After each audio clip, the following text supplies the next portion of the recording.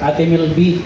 Ano po masasabi niyo doon na si Trillanes daw kaya titistigo sa impeachment laban kay BP Sara? Sino? Sino sasagot? Kahit sino sang sumasagot. Si attorney na lang. Gandang hapon po sa lahat. Ako po si Attorney Ching and staunch supporter of the Dutertes because I served under the leadership of PRRD during his term. So I was in Malacanang. I was working at the office of the president and I saw how he was really like Tatay Digong. Para po talaga siyang ama ng ating bansa na tila ay hindi natin nararamdaman ngayon.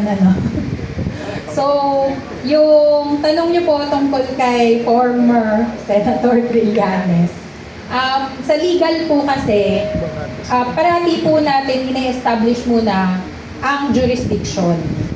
So, yung question ng impeachment, unang-una po sa lahat, ano po talaga ang jurisdiction? Meron po bang karapatan ang House na mga nag-i-impeach kay VP Sara na nasa posisyon nila at nagre-represent kuno sila ng kanilang constituents? Nire-represent po ba ng ating representative sa Pasay kayong mga constituents? Nararamdaman niyo po bang represented kayo sa House of Representatives? Hindi po! Kasi po lone district tayo eh. So having said that, yung tanong niyo po tungkol kay Trillanes, ano po kasi yung standing niya para magsabi na meron siyang mga ipe-present na proof or evidence laban kay VP Sara? In the first place, ano po yung kaugnayan niya? Dapat i-establish na yon. Bakit ba siya nandyan? Sino bang nagpopondo sa kanya? Ano ba ang kanyang legal standing para mag-appear to become a witness? Kasi po ang witness ay merong personal knowledge. Di ba po, pag sinabing witness ka, you have personally seen and heard. So kung meron siyang personal knowledge tungkol sa mga ibinibintang nila na anomalya na ginawa ni VP Sara, dapat direct personal knowledge na yon for him to be a credible witness. Pero dahil puro hearsay nga, puro kinausap niya yung mga pwedeng mag-witness kay VP Sara, tapos siya yung tatayo doon para magsabi kung ano yung mga magiging basis niya, wala po talagang credibility. So ang tanong po natin, ito po bang mga tumatayo laban kay VP Sara ngayon sa impeachment, talaga nga po bang they represent the will of the people? Kasi hindi naman po talaga nila nire-represent yung boses ng taong bayan. In the first place, yung binanggit po kanina na COMELEC, ang tanong ko po sa mga Pasayenyo, naniniwala po ba kayo na ang mga nakaupo ngayon ay sila talaga ang inelect ng mga Pasayenyo? At walang padding, at walang dagdag, at walang bayan. Yung totoong labanan na pinipili na po ng mga Pasayenyo para mag-represent sa atin, sila po ba yung mga nakaupo ngayon? So, yun din po, kay Trillanes sa ating House of Representatives, ano po yung standing nila at jurisdiction nila para magkaroon ng karapatan na i-pursue itong proceeding na to against VP Sara na sinabi nga po ni Vice Bong Tolentino na elected by 32 million people. Ayun po. Ang follow-up lang. Ay, sige po. Ayon kasi kay Ombudsman Boyeng Remulla ay handa daw siyang tumulong sa House of Representative lalo na sa salin ni VP Sara. Dapat ba? Dapat po bang tumulong ang ombudsman sa pag-present Yes po, ma'am. ng SALN? Ni VP Sara Ni VP sa Sara. House of Representative. Supposedly po, ang ombudsman ay impartial. Tama po ba? Dapat wala silang kinikilingan. Kasi sila ang nagpro-prosecute sa mga corrupt at sa mga may kasalanan. Pero for them to help, nakikita na talaga natin yung mga biases. Di ba? Obvious naman eh. The more po nilang kinikilingan yung mga lumalaban sa mga Duterte, the more po natin nakikita na planted lahat. Di ba po? Sa kanila yung tao sa mga opisina, sa kanila yung tao sa mga ahensya. So, dumudugo na po ata yung puso ng taong bayan, pero nafe-feel nyo ba na parang helpless tayo? Ano po yung mga pwede natin gawin? Yung mga ganitong ino-organize na mga grupo, we can really do signature campaigns, mag-sign up po kayo bilang member, magpa-sign up po kayo. Ako po, pag nag-parlor, nag-tricycle, nag-taxi, nag-grab, tinatanong ko po, Duterte po ba kayo? Tapos meron po akong mga kinukuhang number nila, tapos tinatanong ko, willing po ba kayo mag-sign sa Kami Naman Time?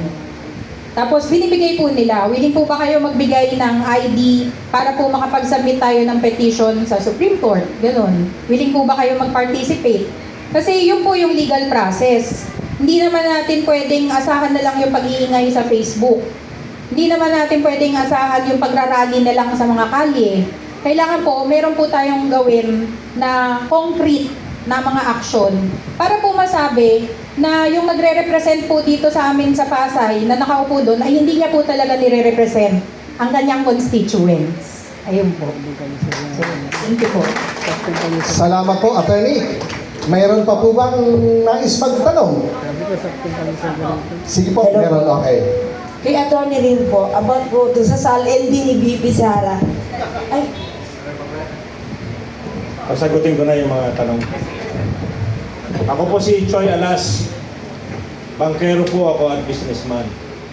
So may mga guro po kami ng businessmen na mga bankero na nilalabanan yung mga nangyayari ngayon. Paliliwanag ko po sa sitwasyon ngayon. Ang nangyayari, moro-moro. Ang nag-iimbestiga, sila yung dapat imbestigahan. Di mo just imagine, ang si Ridon, na miyembro ng Bicol. Ako, Bicol. Masarap. Anong ginagawa niya doon na chairman siya doon? Eh, kasama niya si Saldico. Technically, hindi siya dapat kasali doon. Dapat siya nakakulong na. Di ba? Si Trillanes, habang buhay na ba mga asar na lang yan? Di ba? Pati yung si Luistro, nakatanggap ng maleta, ngayon nag-iimbestiga, chairman pa ng Judicial Committee. Di ba? Katatawanan. Kaya ilagay nyo sa isip nyo na ang ginagawa nila ay last-ditch effort para sila makalusot. Pag hindi sila nakalusot dito, tapos na silang lahat. Okay? Alam nyo kung bakit? Maganda ang future natin. Dahil napakagaling, maganda ang konsyensya, matatalino ang miyembro ng Supreme Court. Hindi sila mananalo. Okay? Nagpa-file na naman sila, gumagawa sila ng petition sa Supreme Court to declare na yung ginagawa ng Justice Committee illegal. Hindi dapat. Wala silang karapatang mag-imbestiga. Ang trabaho nila, kumuha ng ebidensya kung meron sila. Kasi, yung korte, Senado yun. Yung Senado ang maghihiring. Hindi yung Congress. Puro ulol po. Huwag nyo naiintindihin. Sasakit ang ulo nyo. Ang mga nakaupo ngayon sa gobyerno, lahat nagpapalusot. Ay, Yung presidente nagtatanong mo, bakit wala pa nakakulong? Eh, ikaw dapat nakakulong ka. Ano ginagawa mo dyan? Di ba? Siya nakakulong. Yung mga nagdidemanda, yung mga nag-iimbestiga, sila yung dapat nakakulong eh. Wala silang karapatan na mag-iimbestiga. Okay? Ilagay po natin yan. Lakasan nyo ang loob. May pag-asa tayo dahil kakampi natin ang Supreme Court. Okay? Huwag nyo intindihin yung mga investigasyon na yun. Wala yan. Kasi yung nag-iimbitahan, sila mismo guilty. Dapat yan, mga nakakulong na eh. Alam niyo si Perdi Topacio, barkada ko po yan. Sabi ko, Perdi, tatagan mo na. Lahat siya magnanakaw na yan. Didimanda nyo na. Isa sila yung dapat dinidimanda. Bakit hindi nagdidimanda? Sila yung dapat pakulong. Plunder eh. Di ba? So maliwanag na po ba? Walang mangyayari dyan sa Kongreso. Dahil kakampi natin ang Supreme Court. Maraming salamat po sa inyo lahat. Salamat po, sir. May katanungan pa. Hello po, good evening po sa lahat po. Bigenet Boys PH, Francis Cotto po. Ang katanungan ko po ay ganito. Balita ko, mayroong mga grupo na itong mga nakatanggap ng mali-malitang kapirahan ay hinahanapan nila ng butas upang makasuhan. Tulad nga na pagtanggap ng insertion, wala namang proyekto. Kayo po ba dito sa Pasay, bilang sama-sama tayo, may idea din po kayo na ang mga congressman na sa tingin nyo nakatanggap ng mali-malitang kapirahan, may plan din po ba kayo halukayin ang mga proyekto kung saan napunta ang kapirahan na napapunta sa kanilang opisina? Thank you po.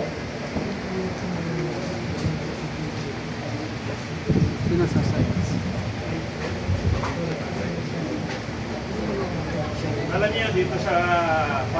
Mike.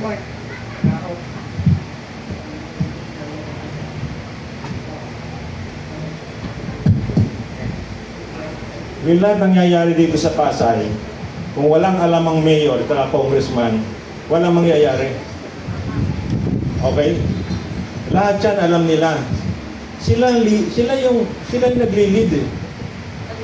Alam niyo ba, yung mga bidding dito, nagpapabid sila, hindi kompleto ang dokumento. Pag natapos na yung bidding, tsaka nila kukumpletohin ang dokumento. Iba sila. Okay? Pag nag-project sila, lalagay nila yung commission na gusto nila. Hindi nila pag-uusapan kung magkano yung project cost, kung magkano yung para sa kanila. Kasi may arkitekto ko, kinuha nila eh. Yung arkitekto ko nag-drawing ng building na para kay dating OIC Mayor, Dwight Calixto, yung 33 floors, sa sports complex sana. Okay? At yan ang sinasabi niya sa akin. Pare, yung arkitekto, yun ang kumuha sa akin, yung arkitekto nila dito. Pinamamayagpag na arkitekto rito. Dito, talagang Pasay Mafia na eh. Huwag nyo nang asahan na magkakaroon ng parehas pagdating sa project, paggawa ng dapat na gawin dito sa Pasay. Katulad nung sinasabi, di ba?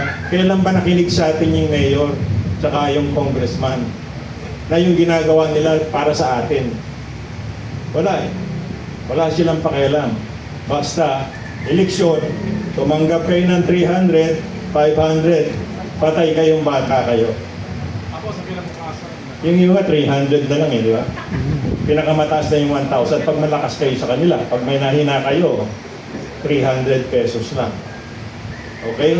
Kaya talaga yung barangay, ayaw nilang paliitin para tayong mga oposisyon, mahirap makumbinse yung mga barangay captain. Gagasta ka ng 201 barangays, bibigyan mo. Paano ka mananalo dito sa labanan sa Pasay? Talagang intentional ginagawa nila yan. Ayaw nila mabawasan para mapahirapan tayo. Okay, nasagot ko ba yung tanong mo? Ano ba yung tanong mo? Ang katanungan ko po, sir, ay ganito.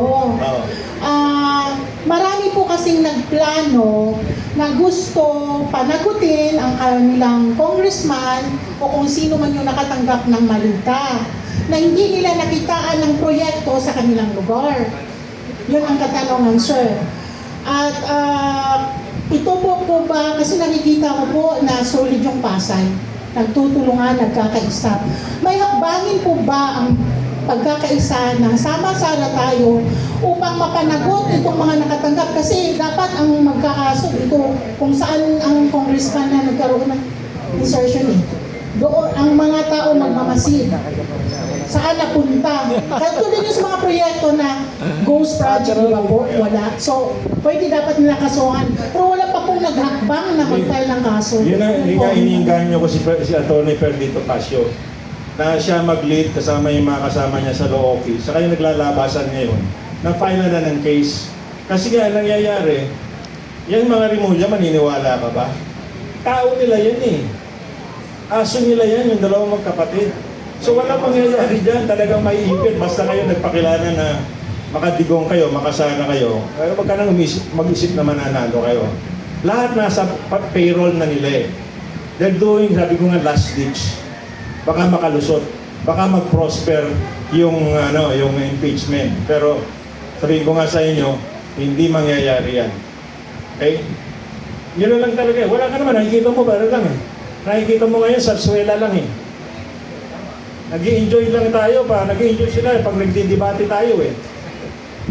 Di ba? Wag na, isa na lang tayo. Wala tayong pakialam sa mga yan. Gawin natin yung dapat natin gawin. Hayaan nyo, I'm trying to convince yung mga lawyers para file na ng case. Sila dapat nagtatatakbo eh. Di ba? Kita mo yung 18 na Marine, sila pa yung dinimanda, sila pa yung ginugulo, di ba? Dapat kunin nila kagad para ma-file ng case kung sino man yung nakatanggap ng maleta. Baligtad. Wala po tayong maasahan sa Malacanang. Wala tayong maasahan sa mga congressmen. Wala tayong maasahan sa LGU, sa ombudsman. Wala po. Talagang Supreme Court lang. Talagang napakahirap. Kaya nga, ang sinasabi ko, i-psychologize natin sarili natin na one of these days, magagalit na yung Diyos, maliliwanagan na nila, hindi pwede itong impeachment, makakagalaw na lahat. Di ba? Kasi kailangan talaga, yung pagkaganyan, meron talagang perang gumagalaw talaga sa cases na mapapile. Hindi pwede yung laway eh. Di ba? Kailangan talaga, magano tayo, din tayo, makiusap din tayo sa mga lawyer na take the cudgel, mag-file sila ng case on their own. I-supplyan na lang natin ng mga ebidensya. In addition doon sa katanungan mo, salamat po, Kuya Kong. Much better kung kahit paano talagang maliwanag. Dagdagan na po natin. Kanina po, tinalakay po natin yung mga gagawin natin sa Sama-Sara tayo. At isa po yan sa mga issue na tinitindigan ng Sama-Sara, yung corruption, no? No to corruption. So kasama yan, yung flood control at iba pang mga proyekto, mga uupuan po yan ng convenor at ng mga leaders ng Sama-Sara.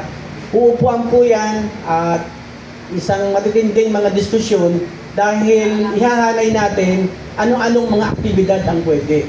Kung yung sinasabi ni Ma'am, kung meron bang mga proyekto dito sa Pasay na posibleng kasama sa Malimaleta, kasama po yun sa pag-uusapan ng Sama-Sara. Meron naman po kami mga ilan na nakikita, yung mga nakikita na sa kanya mga barangay, sisisirin talaga natin kasi tinatago talaga no? Alam niyo yung mga ilog, merong mga riprap na ginawa, kaya lang, mapapansin mo mababa. Yung baka lang, yung pelote lang na mabawas na ganyan, kahabaan nun, ang laking pera nun. Yung labor nun, plus yung nabawas na pelote, sa kahabaan ng Triba de Galina o ng Margaban Creek, malaking pera yun. Nakala lang natin, meron ng riprap, pero dinaya na pala. Kasama po yan sa mga